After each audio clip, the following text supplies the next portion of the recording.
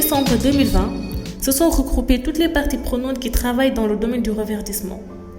Nous pouvons citer entre autres les collectivités territoriales, l'Assemblée nationale, les chercheurs, la société civile, les associations de producteurs, les experts environnementalistes et les porteurs d'initiatives de reverdissement et de valorisation des produits forestiers non ligneux dans le but de consolider leurs interventions afin d'atteindre les objectifs que l'État du Sénégal s'est fixés. Le débat de ces 2 jours de rencontre est d'identifier et de trouver une réponse au thème. Le reverdissement au Sénégal. Quelle approche partenariale pour une synergie d'action efficace? On dispose déjà d'un cadre politique, mais il est important à un moment de s'arrêter et de jeter un coup d'œil sur ce cadre politique et de voir qu'est-ce qui manque et comment il faut faire avancer cela. Parce que depuis des années, on y travaille. On met des ressources sur le reverdissement. On a des résultats, certes, mais jusqu'à présent, je pense qu'en termes de consolidation et en termes même d'évaluation concrète sur les données qui existent, je pense qu'il y a encore un travail à faire. C'est pourquoi on veut impulser cette réflexion, on veut impulser cette initiative de consolider, de mutualisation du travail que nous faisons faire, avec véritablement la coordination du ministère et de ses directions dans ce sens-là. Pour ce reverdissement, notamment le reboisement et les autres formes de reforestation, comme la régénération naturelle assistée, nous devons atteindre les objectifs nationaux en termes d'objectifs de développement durable. En particulier, le 15e ODD et la contribution déterminée nationale.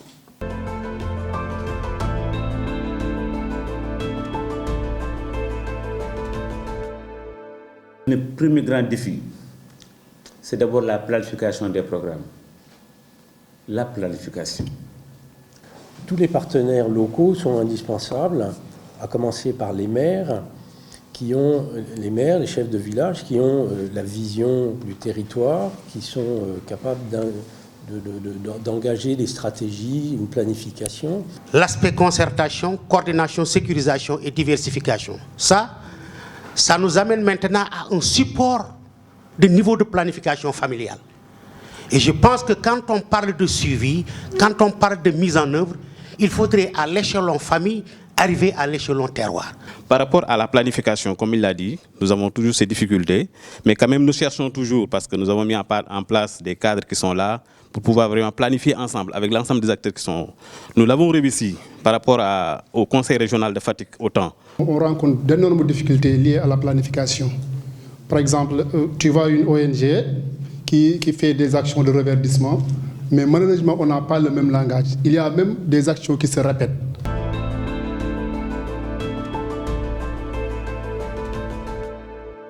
Je pense que la première mission aujourd'hui, si on devait donner une tâche importante à l'État, à travers le ministère de l'Environnement et du Développement durable et ses agences, c'est de renforcer l'information, la communication, la sensibilisation des collectivités territoriales pour qu'elles puissent cerner, pour qu'on puisse partager la vision.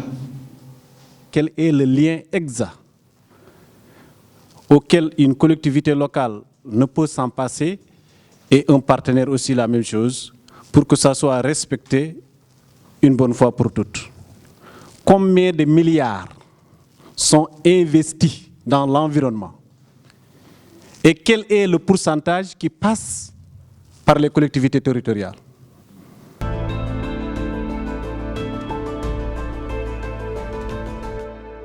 Le premier appui que le député doit avoir, c'est la formation. Parce que le député, ce n'est pas un métier. Ce sont des personnes qui viennent d'horizons divers. Si je dois parler aujourd'hui de reforestation, de RNA, de mise en défense, c'est parce qu'il y a un préalable qui doit être fait. Je dois être d'abord formé.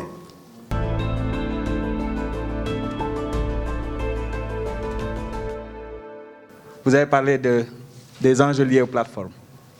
Ma question c'est, plateforme ou réseau? Parce que c'est différent. Plateforme ou réseau? À quel niveau faut-il mettre les plateformes? Est-ce qu'il faut les mettre au niveau local ou au niveau national ou est-ce que c'est plus pertinent? Moi, je pense qu'au niveau local, ça peut marcher à cette condition-là que je viens de dire, c'est-à-dire d'autonomiser les différents partenaires pour qu'ils ne soient pas dépendants toujours des projets. Et on sait qu'au niveau national également, il serait bon de mettre en place des plateformes pour que l'ensemble des acteurs se retrouvent, discutent et prennent des orientations et évitent effectivement de se marcher sur les pieds. Moi, je pense qu'à l'échelle la plus petite, c'est en ce moment qu'on peut faire l'harmonisation, la synergie. Mais cette plateforme sera l'échelle commune, mais avec des démembrants au niveau du village. Et ce sera animé par le maire.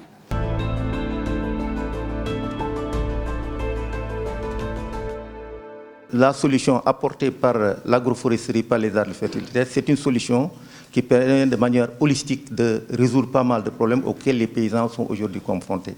On ne peut pas imaginer une agriculture vraiment performante, surtout dans les zones arides, une agriculture très performante sans les arbres. Il y a une vraie complémentarité.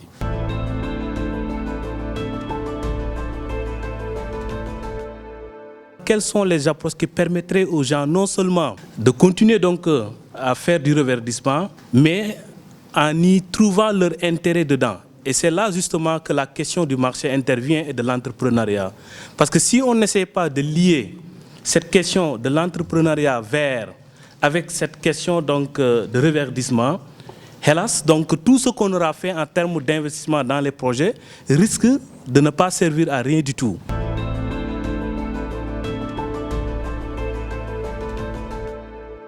Et est-ce que reverdir concerne seulement les arbres ou bien il faut jeter un coup d'œil sur ce qui se passe sur les herbacées? Les parcelles dans lesquelles on retrouve des herbacées qu'on appelle les indigofera ou bien les tephrosia ou bien les crotalarias, les rendements sont meilleurs. Alors est-ce qu'il ne faudrait aujourd'hui pas s'intéresser à ces espèces-là, même si reboiser une herbacée c'est très rare ou bien c'est inexistant d'ailleurs? Mais est-ce qu'il ne faudrait pas penser à des méthodes aujourd'hui, à voir comment faire pour restaurer ce sol-là, en faisant donc travailler sur les herbacées? On a des sols relativement fragiles et le véritable moyen de les protéger, c'est le couvert végétal. Donc partout où il y a eu reverdissement, il faut penser aussi conservation des sols.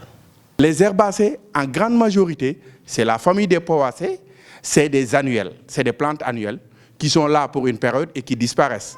Alors que les arbres, c'est des plantes pérennes qui sont là, ad vitam aeternum, ou bien qui ont une durée de vie bien sûr, mais qui sont là pour une longue durée. Donc pour moi, le problème ne se pose pas. Et les herbacées, pour moi, si vous prenez en compte les arbres, les ligneux, vous avez pris en compte pour moi les herbacées.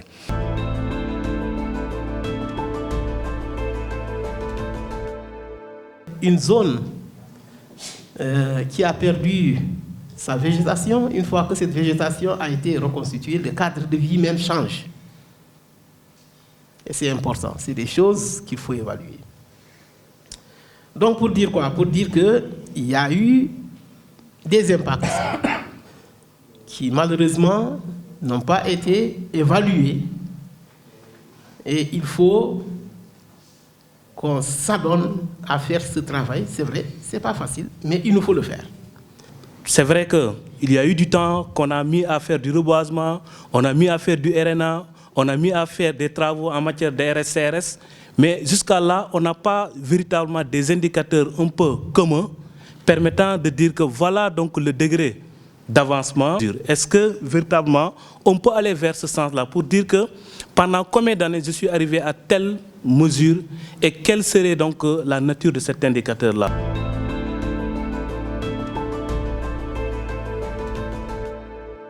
On doit tirer les enseignements du passé pour améliorer le choix des espèces et des sites à reverdir. Nous avons commis des erreurs, c'est vrai, mais c'est ça aussi la réalité.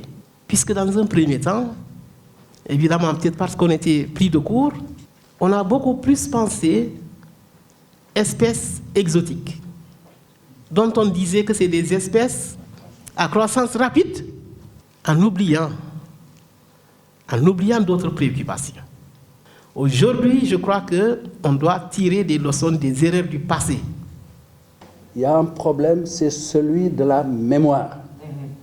Dans les années 80, je me rappelle, les volumes de financement par projet, c'était très, très, très gros, en millions et même en dizaines de millions de dollars pour faire des reboisements.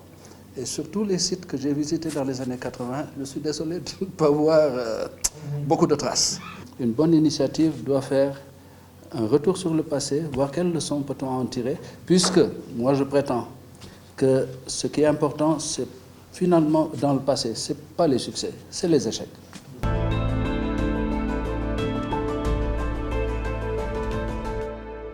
La recherche est appelée absolument à s'appesantir davantage. Moi, je sais qu'aujourd'hui, la recherche doit pousser à ce niveau.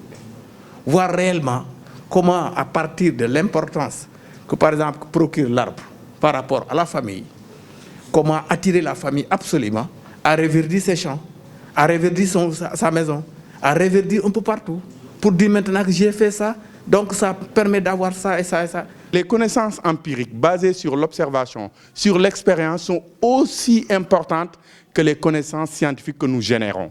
Et j'ai dit souvent aux étudiants que le premier ingénieur, c'est le paysan. Partout où il y a une concentration forte de soump, le Faidherbia tend à disparaître. Donc, c'est lié à quoi? Donc, c'est une question de recherche. Effectivement, ça peut prendre beaucoup d'années, mais tant qu'on ne leur donne pas ce type de réponse-là, la pratique de la RNA risque d'être très compliquée parce qu'à chaque fois qu'ils verront des soupes, ils auront tendance à les enlever systématiquement. Les résultats de la recherche doivent être, en fait, le socle pour accompagner toute prise de décision. Ainsi, il est important pour toutes les activités liées au reverdissement de réfléchir en termes de recherche-développement. C'est-à-dire, on pourra effectuer le diagnostic des problèmes et des contraintes d'utilisation des terres avant de concevoir des technologies.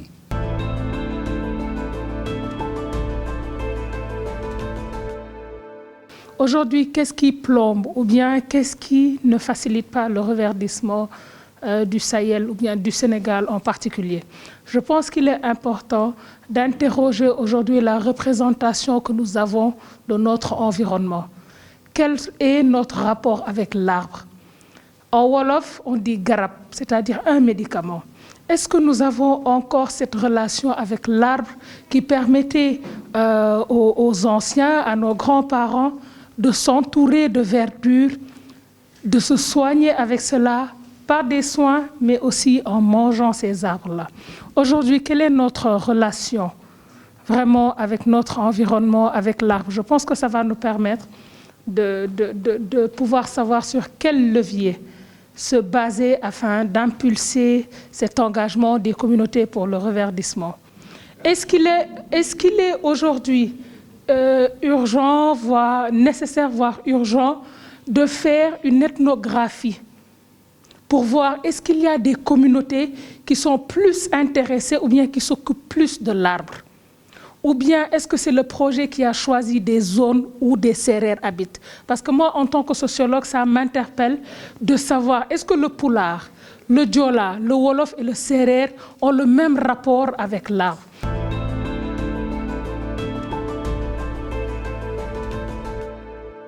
Notre problème n'est pas des fois technique. Je le dis et je le répète. Notre problème n'est pas technique, professeur, mais notre problème aussi n'est pas financier.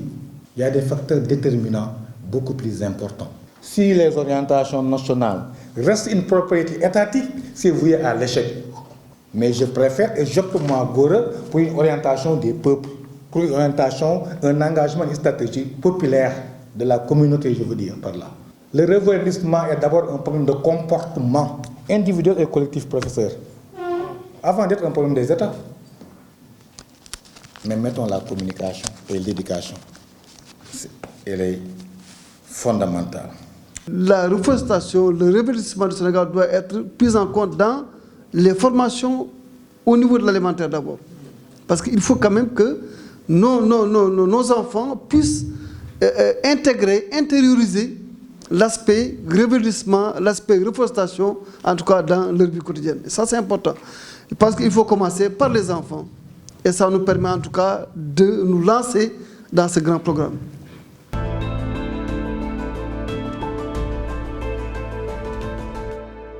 La mobilisation, elle est importante.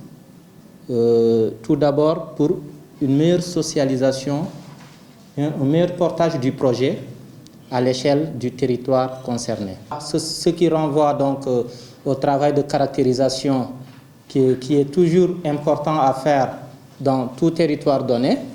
On y retrouvera une diversité d'acteurs et se disant que chaque acteur peut contribuer donc, à solutionner le problème, je pense qu'on serait d'accord donc, de donner une grande importance à la mobilisation des parties prenantes.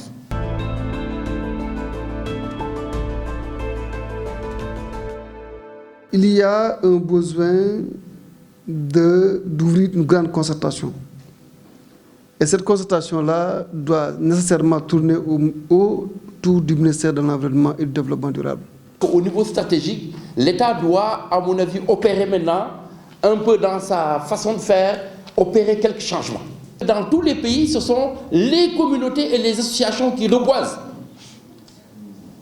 Mais ici, on a tendance, au niveau de l'État, à tout accaparer. Le ministère de l'Environnement, l'Agence pour la reforestation est là pour encadrer, appuyer, orienter, apporter le conseil. Mais c'est aux communautés, aux associations de reboiser. Alors cette stratégie-là, il faut d'abord qu'elle soit largement partagée, qu'on sache que, bon, nous, on est État, on est sur le terrain juste pour encadrer, apporter le conseil scientifique, etc. Ça, c'est important. Ensuite, si nous pouvons faire un benchmark sur ce programme de reverdissement, c'est important de le faire.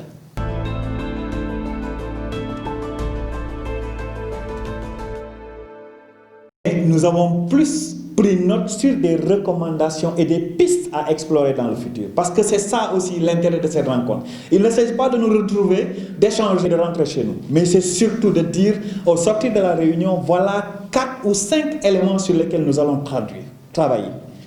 Et ce que je retiens, c'est qu'on a besoin de nous organiser et de nous mettre ensemble. Je pense que le Conseil a donné également une information extrêmement importante qui concerne les concertations qui sont engagées. Ça aussi, c'est quelque chose qui, pour nous, constitue une opportunité que nous allons explorer. Je pense que la proposition également du Conseil spécial de parler à son Excellence le Président pour qu'on puisse le rencontrer constitue également des éléments sur lesquels nous allons travailler. Donc voilà un peu les éléments qui vont ressortir globalement du rapport. Je vous dis que ça, ce n'est pas un atelier, c'est vraiment un début de concertation. Absolument. Nous sommes ouverts et je pense que vous allez vous en rendre compte après l'atelier. Nous serons au cabinet pour en tout cas déclencher ce processus de concertation pour aboutir à quelque chose vraiment de national, de faisable et vraiment qui va faire en tout cas l'affaire de tout le monde.